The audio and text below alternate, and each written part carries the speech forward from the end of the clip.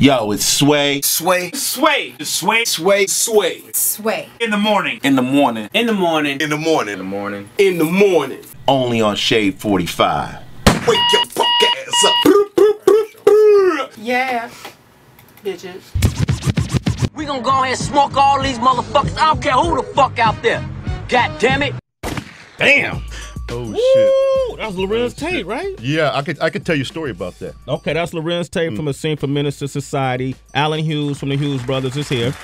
Made that movie back in 1993, celebrating the 20-year anniversary. What can you tell me about that? Well, my brother and I were in the editing room, and back then they used to cut movies on what's called a flatbed, which means it wasn't digital. You actually cut film. You know, you sat there, and if you had an idea, the editor would have to take 15 minutes to cut that idea, and you sit back and you're waiting, you're impatient, you know, whatever you're doing, smoking weed. Back then, we weren't smoking weed in the editing room. Right. But we were sleeping in the editing room because all our ideas were taking too long. So we fell asleep on the couch, and he was cutting. I said, put that take in, which you guys just heard. Let's see how that works, because we had two other takes we tried. And we were sleeping, and I remember hearing, I went, what the fuck is going on? I woke up, I said, what is, oh shit, that's it. Wow. That's it. And Alba woke right up too, like, that's it. That was a moment we literally woke up out of our sleep because of the way it sounded. Yeah. You know, it was just so real. And that was Lorenz Tate, right? That was money. That was Lorenz Tate. Yeah. He came in, we were looking for, actually he came in the casting round that we had exhausted all the possibilities on O-Dogs. And we were kind of going for a cliche. We wanted buff, dark skin, black, you know, tough, you know. Yeah. And we couldn't find an O-Dog, and the casting director said, all right, I'm going to bring in the guys I didn't want to show you. Yeah. And then this kid from Disney Channel walks in, and I'm like, look at this. This is hilarious. What is he going to do? We said, action. He got down, started shooting dice and ad-libbing. And, man, he was like, he came, it was shot. You got it. Yeah.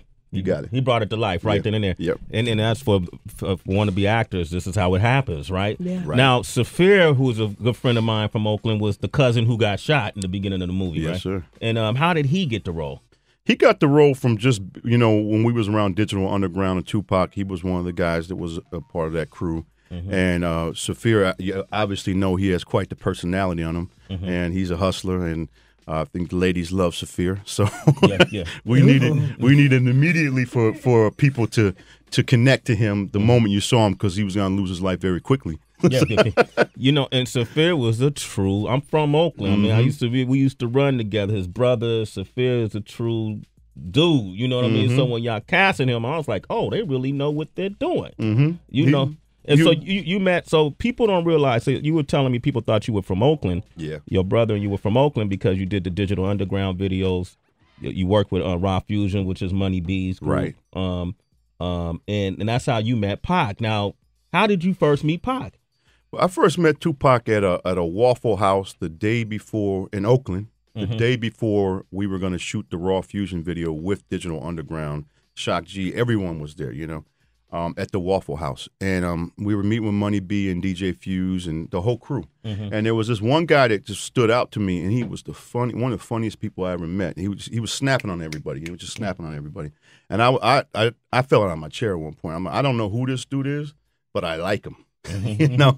So I at one point I went up to use the restroom, as men do sometimes, you know. And I'm in the urinal, and in comes Tupac. And he's taking a leak right next to me. This is always awkward, you know. You get the stage fright at that point. But I was already streaming at the point, so he had the stage fright issue, you know.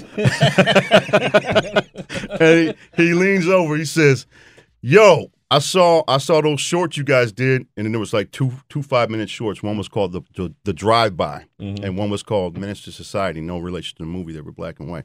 He's like, "Yo, I just signed a record label. My record label's on my dick." He just kept saying, "It's on my dick," and I'm holding my dick like, okay, let's just the puns.